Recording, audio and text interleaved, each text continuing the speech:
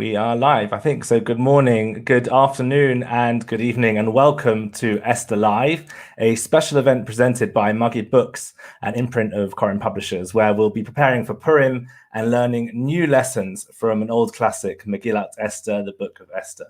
Now, there are stars of the Jewish world who I feel fortunate to be able to work with on a regular basis through our various partnerships, and our guests today are certainly two of those amazing people. Our first guest is Dr. Erica Brown, award-winning author and teacher, and we're proud to have published 6 of Erica's books through Magid Books, including most recently Esther, Power, Fate, and Fragility in Exile, which was recently announced as a National Jewish Book Award finalist, and which no doubt we will be hearing more about later. The book is also part of our ongoing incredible Magid Studies in Tanakh series, and is the Stone edition supported by the Weiss family of Jerusalem and Cleveland, and our thanks, as always, to them. Our other guest is Rabbi Dr. Stuard Halpern, Senior Advisor to the Provost and Senior Program Officer of the Strauss Center for Torah and Western Thought at Yeshiva University. Rabbi Dr. Halpern has edited and co-edited 17 books, including most recently Esther in America, which again we'll be hearing more about later, published in partnership by Magid Books, together with the Zahava and Moshe Al Strauss Center for Torah and Western Thought at YU. Now, before we hear from our guests, I just want to thank our partners in today's event, our friends at Yeshiva University and at Congregation Ahavat Torah in Englewood. Thank you for joining with us today. Finally, I'll just mention that both books being discussed today are available on the Koren website at korenpub.com and available currently at a 15% discount, together with our entire Purim collection with code ADAR, A-D-A-R, on checkout. Now, without further ado, let's hear from our guests. Now, before we start today's conversation, we'd love to hear a quick intro to your books. So if we can start with Erica, if you could tell us a little bit about your book and what made you decide to write it. Sure. Thank you, Aryeh. Thanks to all my friends at Koren. I want to say how wonderful it is to be on a program called Esther Live, as if she's in the room with us, and also a promo code ADAR. I just don't get that anywhere else. So thank you, Koren. I wrote Esther several years ago. Matthew Miller, who's a mentor and friend and the editor-in-chief of the Koren Enterprise, Magid, Toby Press, had asked me if I wanted to be part of the Magid series. He said, do you want to do Jonah or Esther? And although I had done my doctorate on Esther, a commentary from the 16th century by Rabbi Eliezer Ashkenazi, I thought, oh, you know what? It'll be easier to do Jonah. I'll do Jonah, and that's 4 chapters long, and it was a lot of fun. And right after I finished, he called me again. He said, "Now it's time to do Esther." I said, "Give me a few weeks to think about it." And after 2 weeks, I said, "Yeah, let's do this."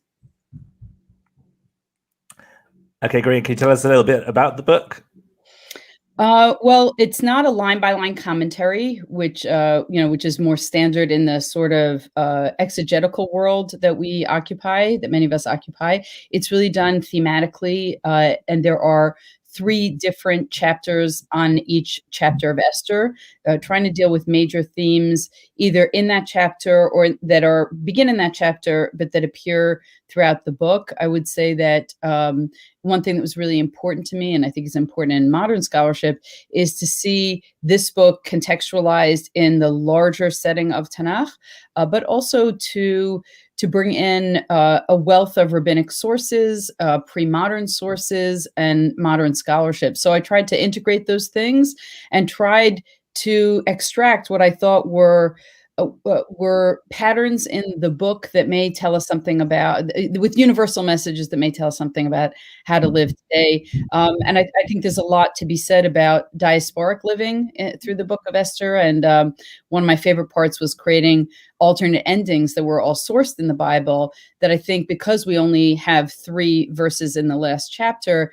really we're in some way asked to write the ending. And unfortunately, I don't know that we'd write and the book ends on a happy note, but I think our endings might be a little bit more jaded given our history. We know that we have slivers of success and happiness in exile, but those are often eclipsed later by oppression and persecution as the cycle of history continues.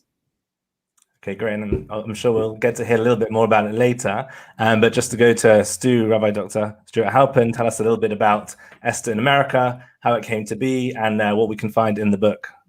Sure. So I'm trying to stake a claim in this book, trying to make an argument that as long as there's been an America, Esther has been in America. Even in the pre-American Revolution era, the Hebrew Bible's ideas have been inspiring the early settlers of this country. So Roger Williams in the 17th century was a Puritan theologian. He saw in the book of Esther a model for religious liberty that could be built on these shores. A few years later, in the decade before the American Revolution, the colonists saw oppressive policies from a king who was levying overly harsh decrees and taxes on them, quite possibly on the advice of manipulative prime ministers. So you had, for example, Lord North, the prime minister of the UK, who you are probably admire, but we see as a villain. And so the colonists at the time, the pre-revolutionaries at the time, saw their own story as a story whereby there was a king who was getting bad advice to enact harsh policies against them. So the way they articulated their own story in newspapers and in sermons was that they were the ancient Jews of Shushan who were trying to combat a manipulative prime minister who was getting a king to mistreat them. So they actually compared George III, the bad guy from the Hamilton play, but this was a little bit before he was the bad guy in the play, to Achashverosh, to King Xerxes. They actually have this in sermons and in newspapers from Boston and New York, comparing Lord North, the Prime Minister of England, to Haman, to Haman, and George III to Achashverosh. If you fast forward a little more, Esther pops up again. So in the fight for women's rights, in the fight against slavery, Sojourner Truth, a major abolitionist and a women's rights advocate in a major women's rights convention in 1853, she articulated her own case for women's rights and against slavery as being Esther. She wore the mantle of Esther, if you will, citing the book in front of a large crowd that had been disrupted by hostile protesters trying to fight for slavery. She was fighting against them and articulating the case against slavery by quoting from the book of Esther. And President Abraham Lincoln was approached 9 days before he issued the Emancipation Proclamation, which was at that point sitting in his desk drawer, by a pastor from Chicago named William Patton. And Patton came to him in the short time he'd been granted President Lincoln, and he said, there was the story of the Jews of Shushan. He recapped the book for Lincoln, who of course knew the Bible well. And he ended by saying, this is your Esther moment. Who knows if not for this time that you have reached this point in your authority. And so he used a Dvar Torah about the book of Esther to help inspire Lincoln to take action. And 9 days later, Lincoln issued the Emancipation Proclamation. And into contemporary politics and popular culture, the story of Esther continues to pop up. Just last week, a children's book came out in America that was called something like Vashti's Comfy Pants. So even minor characters in the book of Esther, such as Vashti, still resonate throughout contemporary culture. So I wanted to tell in this book, of which I contributed a couple of chapters, and we have 25 additional chapters from leading thinkers and historians and communal leaders, about how throughout the American story, Esther has been there. Amazing. So now to, I guess, go straight into our conversation for today, and maybe we'll bounce straight back to Stu, looking at the book of Esther. For this year in particular, 2021, what do you think are some of the important lessons we could take from the book? So I think this is a year, obviously, where the absence of God's miraculous intervention in our lives is so readily apparent. This has been, of course, continually rough year since around the time of last Purim. And so I think the idea that here's this book, the only book in Tanakh, in the Bible, that God's name is not mentioned, and salvation rests on the courageous actions of human beings. I think it's a crucial message for us to remember what are the actions that we can take now, not necessarily seeing the divine imprimatur on the actions that we take, but there are the moral actions, or the actions in which we demonstrate loyalty and kindness to our people and self-sacrifice for the sake of helping others. That's something that very much resonates in the book of Esther, and that resonates in our own time. And I think also and this is extended even beyond this past year, of course, the idea of combating anti-Semitism and hatred against Jews, which seems to come up in all sorts of conspiracy theories and in context pertaining to the virus, et cetera, et cetera. And so Esther, of course, reminds us that Judaism must be worn proudly on one's sleeve, that the idea that Jews who bring their own uniqueness, their own unique traditions and cultures to the larger polity, to the larger public sphere, is something that not only should make us as Jews proud, but it's something that can positively and has positively contributed to the world at large. So that, I think, is another way that Esther can speak to our current moment of wearing our Judaism proudly on our sleeves. Okay, great. And yeah, Erica, any thoughts you have on that? Yeah, I have a lot of thoughts on this because it's been quite a year. I think we all know it's been quite a year. But I do want to give a little plug for Esther in America.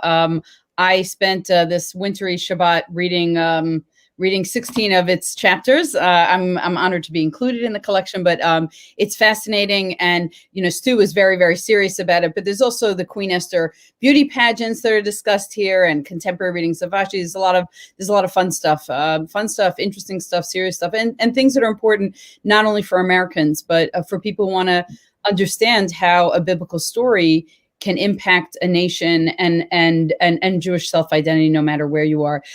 So I'm going to say, in addition to the important points that Stu's made, three things that I think are telling in this story for this moment.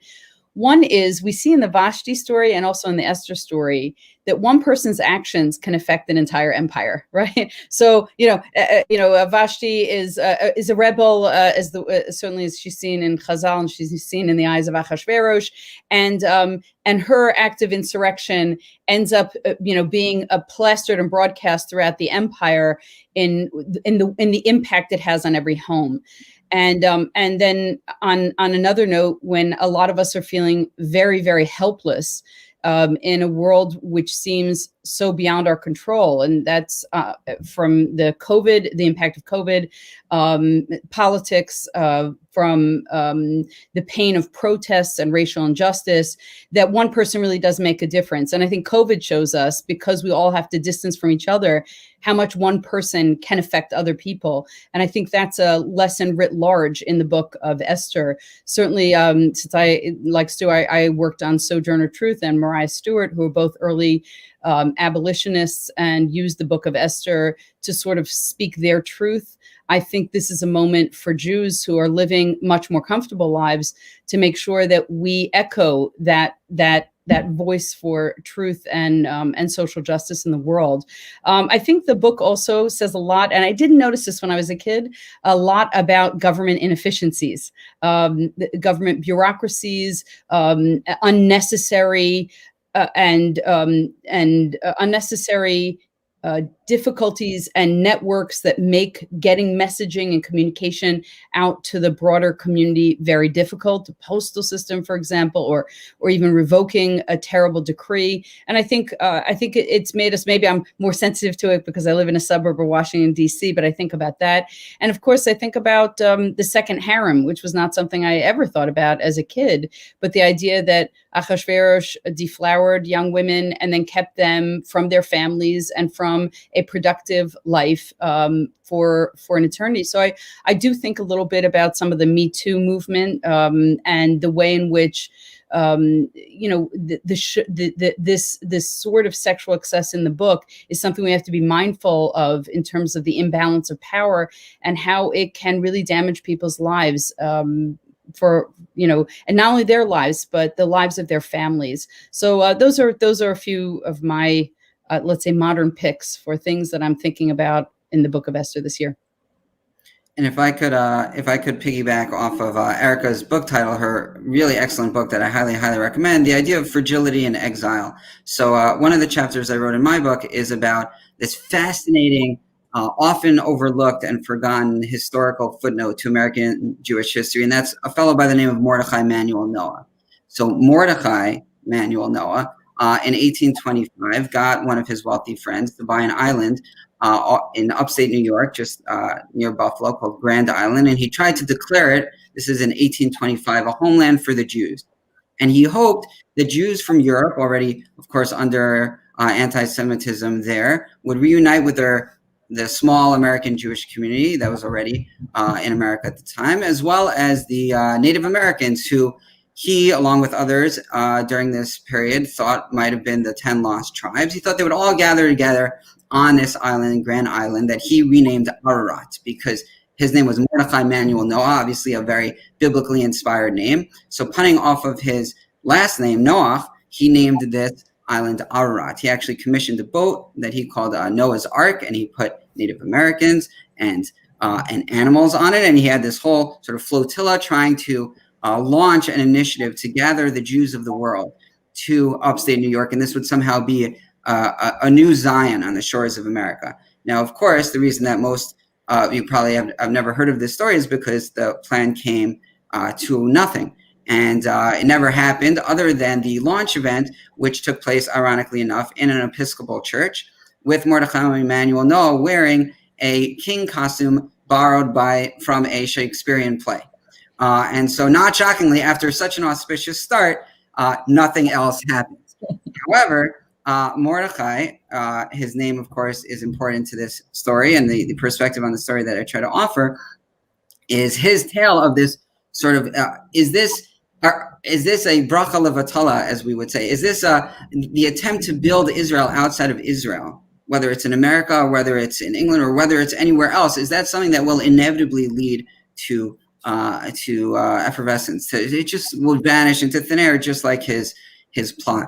And so there was even, ironically, a Maskilic, an Enlightenment commentator from Europe, who said about Mordechai Emanuel Noah in his crazy quest to create a homeland for the Jews in the early part of the 19th century. He said, punning off of Chazal, the rabbis' drasha at the end of the Megillah, that Mordechai was ratzoi lerov echav. He was accepted by, seemingly the implication is most, but not all of his brethren.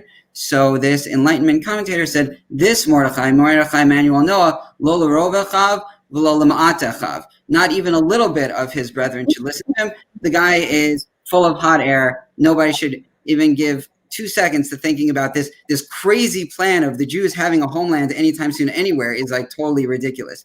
And what's an amazing footnote to this footnote is in 1848, in one of the last speeches that he ever gave, Mordechai Emanuel Noah at that point had given up on his plan to have Ararat be the homeland of the Jews and said, you know what's an even better idea? How about the land of Israel? And now in 1848, 100 years before 1948, he gave a speech in New York City, where he said it would be the greatest honor of his life if he could lay the foundation stone for the rebuilt temple in Jerusalem.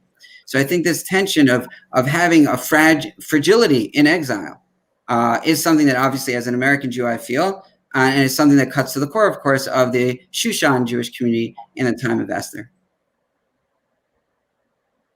Okay, great. Erica, any further thoughts on that? Well, as Stu's, you can't beat that. An island called Ararat you can't beat that. So I really have nothing else to say for the rest of this.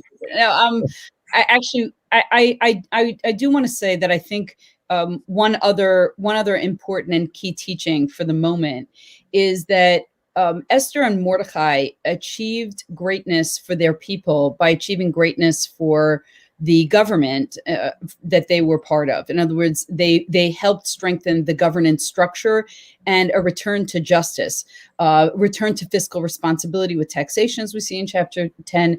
And I guess one of my most profound religious concerns right now is how many Orthodox Jews don't feel that they need to live by the law of the land, right? In other words, they don't need to necessarily wear masks or keep socially distant, or they're making, the kind of banquets and feasts, right? And things that I think really indicate a dissonance between the responsibilities that one has as a citizen versus the responsibilities that one has as a citizen of the world, right? And it was that we're citizens of the world and not only citizens of our own sort of Jewish polity in that way. And that's not to discount all of the people who are extremely careful about mask wearing and understand the severity of the moment. I think it's one of the downsides of being such a close community is that we're such a close community. And so it's hard to not be close.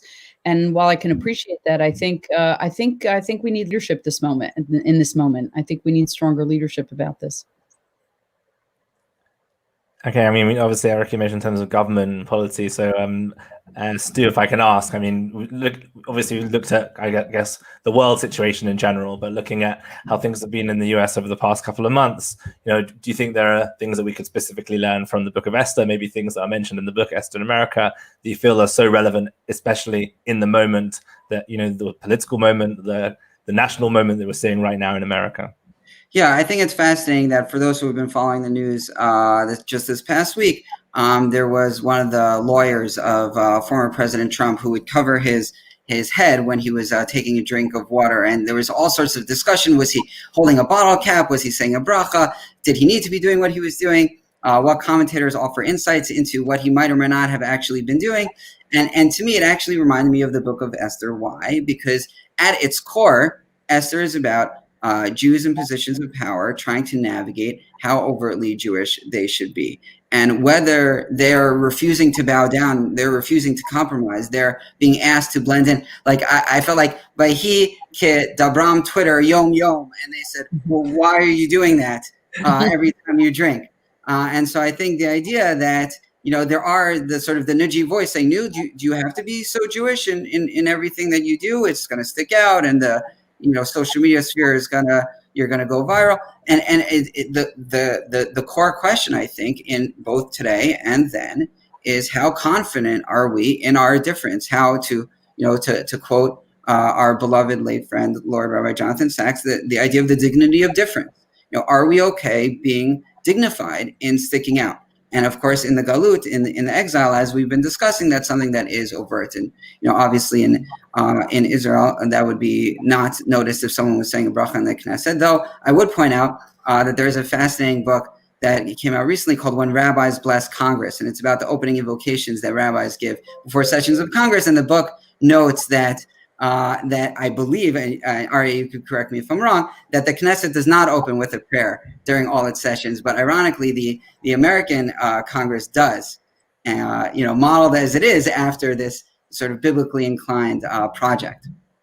Aryeh, just to jump in on that, I think that if you look at what we call sort of the courtiers of the Hebrew Bible, right, of Tanakh, Moshe, Daniel, Esther, Mordechai, Yosef, right? Not in that order, but what you see is almost all of them have a crucible or watershed moment when they have to make a decision about where they stand. It's very striking to me that in Genesis 45 in Bereshit Nun Hey, where Yosef reveals himself, he clears all the Egyptians out of the room as if he has a very, very bifurcated life. And when the Egyptians will live here, when I tell my truth about my past, I'll do it only in the privacy of my family. And yet it says that all of Mitzrayim heard Joseph wailing, and that there were no repercussions for him in admitting that he was Jewish. In fact, Pharaoh gave Joseph the choice parts of the land of Egypt to house his family when they came down. And I think many of us self-consciously think there are going to be terrible repercussions for us when we admit that we're Jewish or we're unapologetic about our Jewishness in the public square. And what I think you see in the Joseph story, in Moses and Esther, and certainly in the book of Daniel, where it's much more pronounced, that there, not only is there not a price, there's a sense of respect. You command respect, and there's a sense of interest and curiosity about it. And I think that's an important sort of carryover that we have to bear in mind in these stories where these characters are negotiating and navigating a tightrope of identity. I think also, if I could add a layer there, I think something that I found in doing the research on this book and collecting these contributions is how much America respects biblical ideas, and particularly ideas from the Hebrew Bible that have long, long inspired the American project. So it's, of course, not just the story of Purim, but the story that we're trigger warning here, but Pesach is around the corner. And the Pesach story, the story of Yetziat Mitzrayim, the Exodus, is a story that has long shaped the American consciousness. And it has done so since Christopher Columbus and the passengers way after him on the Mayflower, they each were comparing their journey across turbulent waters to Bnei Israel crossing the Reed Sea. Figures throughout American history, from George Washington to Lincoln to contemporary presidents, have compared either themselves or others to Moses. And the idea that Americans, even as recently as the new president, President Biden, citing the Bible during his inaugural address, continuing this very common tradition of American presidents citing the Bible in their inaugural speeches, as Dr. Terry Troy and I wrote about in the Wall Street Journal recently, is something baked into the American idea. The idea that somehow America strives to be an Israel 2.0, a new American Israel, to quote a phrase that was used often. And so I think, to me, it's very inspiring to see, whether it's the story of Esther, whether it's the story of Yetziat Mitzrayim, the Exodus from Egypt. These are stories that, whether or not all Americans are as well versed with the minutiae and the verses themselves of these narratives, these stories are still in the air here in America, and they're still in the public consciousness in a way that is impactful and, I believe, inspiring. Amazing. I mean, we're, I guess, coming towards the end of our time, but I guess one last question, or two, or maybe two more questions. One penultimate question I wanted to ask was, I mean, Eric, you mentioned before in terms of this idea of the idea of how one person can affect other people. So for me personally, the bit of the Megillah that I always look forward to is the Ima Charesh Tacharishi, like, this is the moment, this is it, you know, this is the time Esther has to step up. So I guess for both of you, which is the bit of the Megillah that you look forward to the most, that you think is kind of the high point, your favorite bit? What's your favorite bit of Megillah? We'll start with Erica. Well, probably you stole it. But actually, one thing I keep in mind is, I think that there is, and I wrote about it in the book, I think that there is a balance of silence and speech in the Megillah, and paying attention to the very carefully placed words of Esther, to me, is a signal for all time around knowing when to keep quiet and knowing when to speak. Baruch Hashem, our people we like to talk, but sometimes it doesn't always serve us well, particularly in a leadership capacity. And so there's something about each speech act of Esther, which I take very seriously. But of course, I'm going to say, La Yudim Haita Ora Simcha V'Sason, because I think that, first of all, I have a daughter-in-law, Ora, but I think also the feeling of, when we can celebrate, we must celebrate. And I know that we're having Purim under difficult circumstances this year, but it's really, the Megillah tells us, and Adar tells us, if you have a chance to celebrate, be in that moment and take it. And I would say, I have, if I could evoke editorial privilege and say two moments. One of my favorite moments in the Megillah is the levying of taxes at the end of the book, because I'm always bracing myself to see if the people in my shul boo the mention of taxes the same way that the mention of Haman gets met with a cascading of boos. But on a more serious note, I think the idea of the ending of the book, and Erica kind of alluded to this, the idea that it's an unfinished story, the idea that we have the ability to complete this story, particularly as exilic Jews. What is the ending that we're going to write for ourselves? So Chazal, our rabbis, they said that Esther and Achashverosh had a child, which of course is not mentioned in the book itself, but that child enabled the Beit HaMikdash to be rebuilt, the second temple to be built in Chazal's understanding of the book, or their writing of the ending of the book. So I think we have the ability to rewrite this ending, or to write an ending of our own story in a way that, modeled after Mordechai and Esther, we help bring, through our own courageous individual actions on behalf of our people, the ultimate redemption speedily in our days. Amen. Now that's a great ending, but one final question I did want to ask to both of you is just that, a final thought from both of you, in just terms of maybe an idea from your book, from your books, a favorite idea, something that our viewers and listeners today can take away with them, something from the Book of Esther, from your book. I'm going to let Stu go first. Sure. So I think the idea of wrestling with, how comfortable do we feel with the idea that Esther has showed up in movies or been appropriated by popular culture recently? People have noted that maybe Gal Gadot playing Wonder Woman, playing a character who comes from a different place and is navigating between two identities, as she tries to undertake heroic actions, is an Esther-like figure. But I'm warmed by this idea, by the idea that people are taking in modern midrashic ways the themes and the characters of the book, and throughout Esther in America, I try to show how this was the case, where Esther obviously never intended to be utilized or was never written with the intent that she inspire the American Revolution or that she inspire the fight against slavery. But I think it's incredible to think about how our ancient ideas have spoken to so many contemporary moments, and of course, no doubt, will continue to do so. Yeah, I guess I'm going to read a very short piece from my book, just as an answer to your question. Mordechai, by asking Esther to conceal her identity for whatever pragmatic reasons, was also asking her to embody as a leader the condition of her people in exile. It's hard to stay silent, to mask one's identity for long, to carry the spiritual weight of a nation is exhausting and discourages wholeness. But sometimes it is only through the act of concealment that a confrontation with the inner self is possible. Who am I hiding when I hide? By the time Esther revealed herself and her nation in chapter 7, she had found her voice and her calling.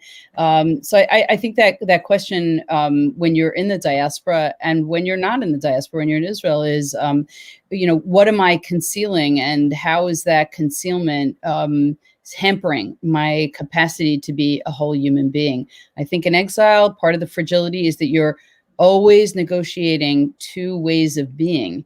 And that's pretty tiring. So part of it is coming forth proudly as a Jew, and in order to embrace that wholeness. Incredible. Well, thank you so much. Thank you so much, Dr. Erica Brown, and to Rabbi Dr. Stuart Halpern for your time and for joining us today. So many amazing and incredible ideas, unsurprisingly, from both of you. And thank you so much for your time and for joining us today. Of course, just as a reminder, a couple of the books that we mentioned today, obviously the new book edited by Rabbi Dr. Stuard Halpern is Esther in America.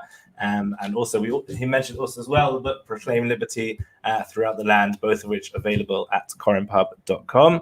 And of course, Dr. Erica Brown's book on Megilla Esther, Power, Fate and Fragility in Exile. And also a quick mention earlier for her other volume in our Maggid Studies and Tanakh series on the book of Jonah as well, all of which can be found at corinpub.com. And both books on Megillah Esther are available, as you can see at the bottom, 15% off on those and our whole Purim collection with code ADAR at corinpub.com. So thank you so much again to our guests, Dr. Erica Brown, Rabbi Dr. Stuart Halpern. Thank you to our partners, Yeshiva University, and to Congregation Ahavat Torah. And thank you to all our viewers and listeners for joining us today, and wishing you all Purim Sameach. Thank you so much. Thanks so much. Bye, Aryeh.